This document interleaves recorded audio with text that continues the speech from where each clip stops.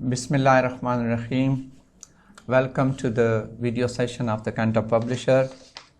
This company is led by Professor Dr. Shazia Naeem, CEO of the company, and by Professor Dr. Naeem Khalid as the Chief Editor. I'm Professor Dr. Naeem Khalid, PhD, University of Cambridge, UK.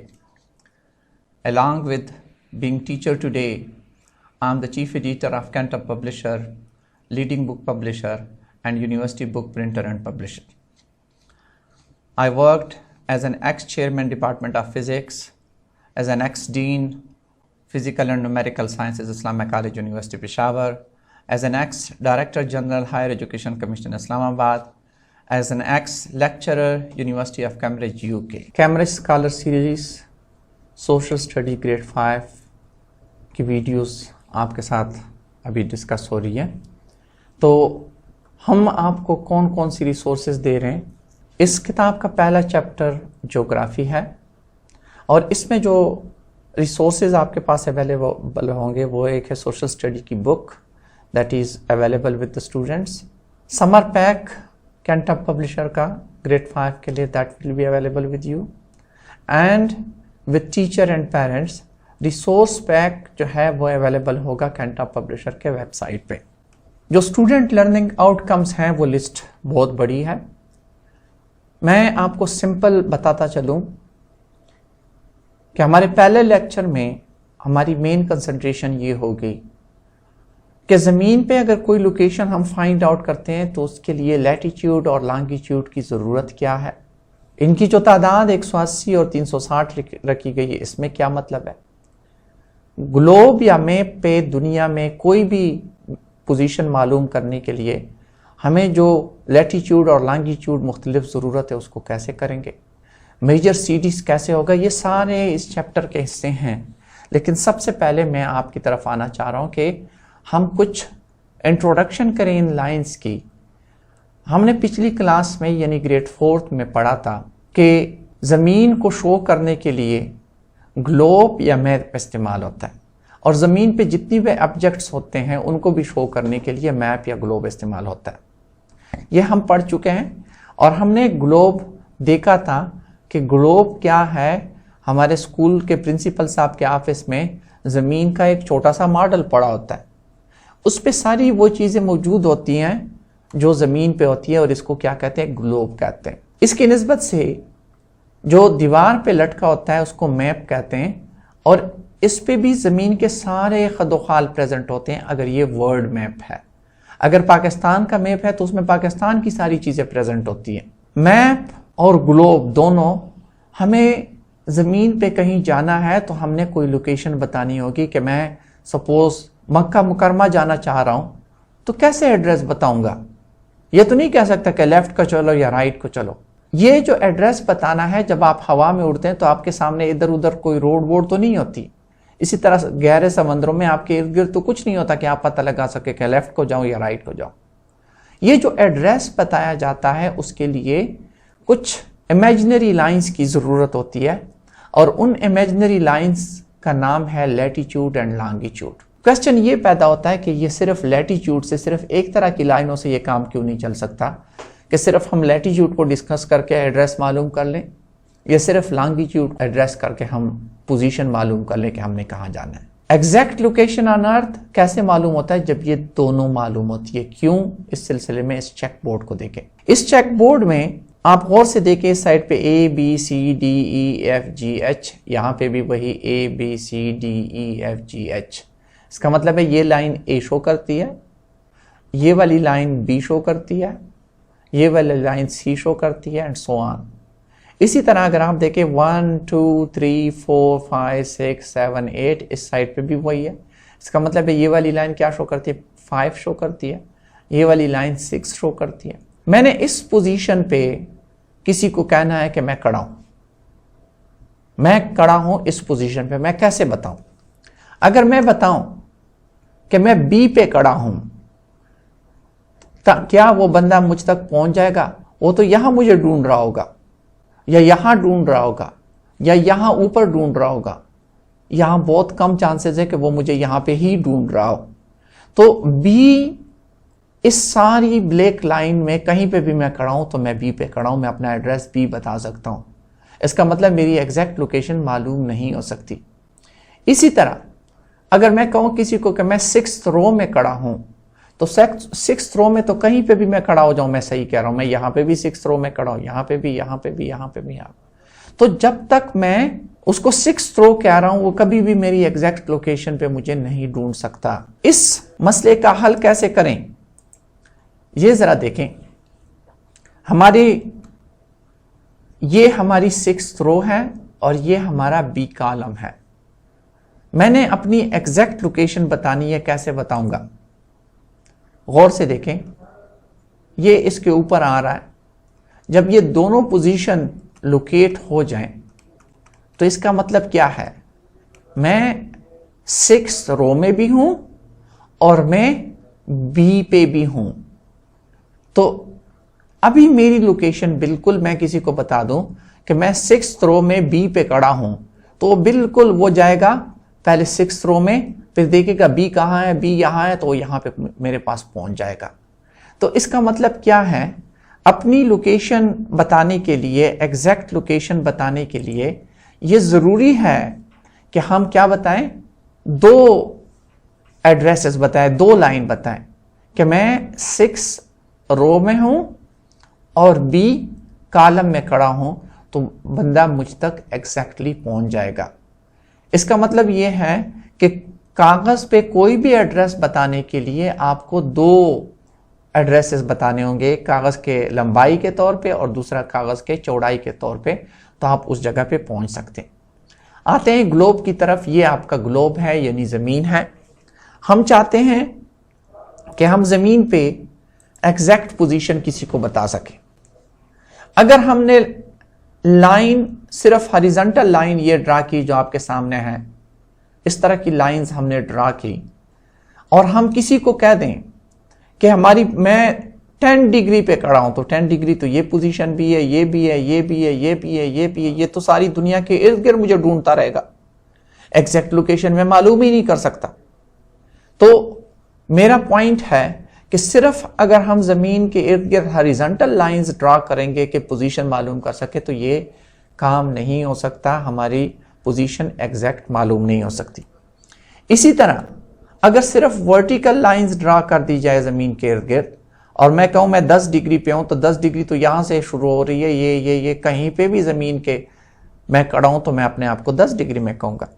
So my basic point is that सिर्फ vertical lines भी काम नहीं कर सकती और horizontal lines भी काम नहीं कर सकती, सिर्फ इन दोनों लाइनों का इकट्ठा होना जरूरी है। कैसे, आप जरा गौर से इसको देखें।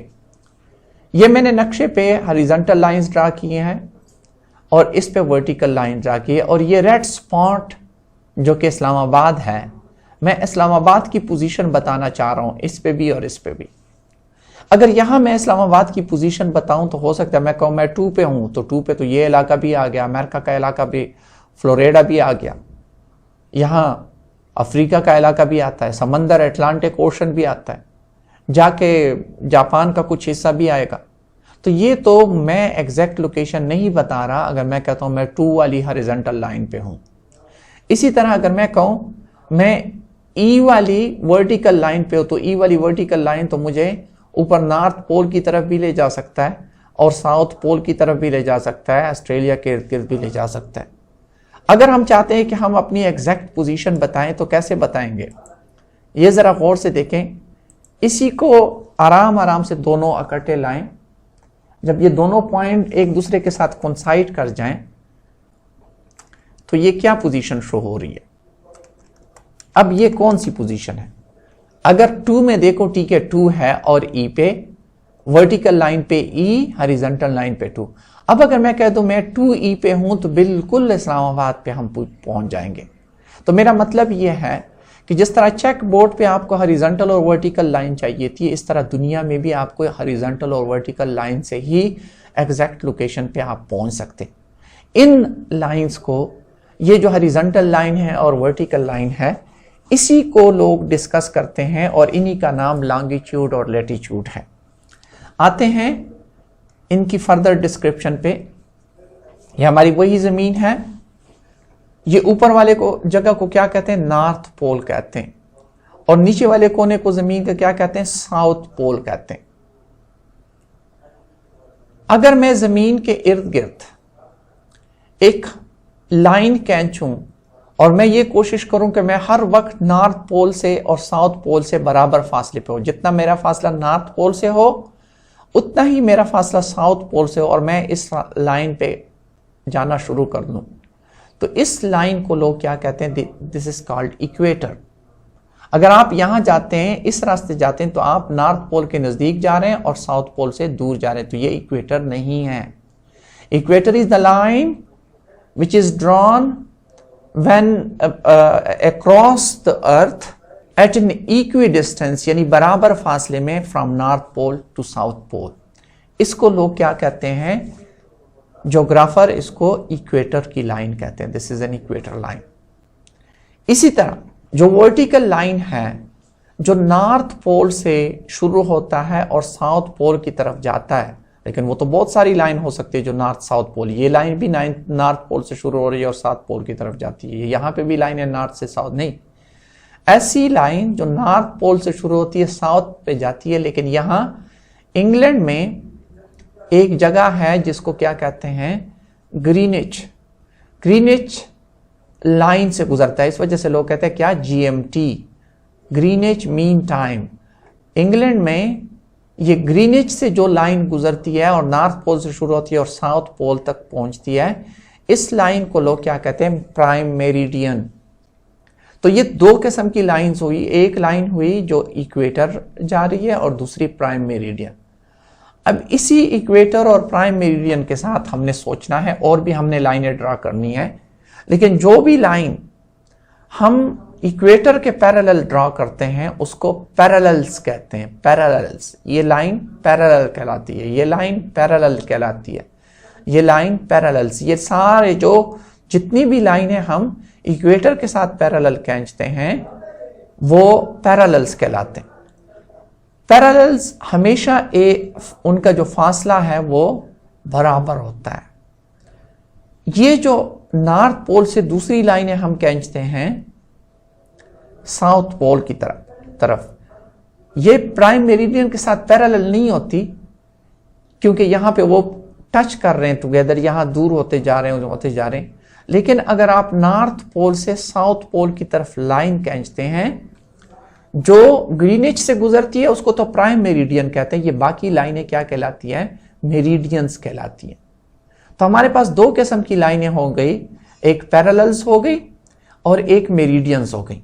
तो हम आराम से इस लोकेशन को बता सकते हैं कि पैरेलल्स की निस्बत से ये कहां पे है और मेरिडियन की निस्बत से ये कहां पे है, तो हम लोकेशन फाइंड आउट कर सकते हैं।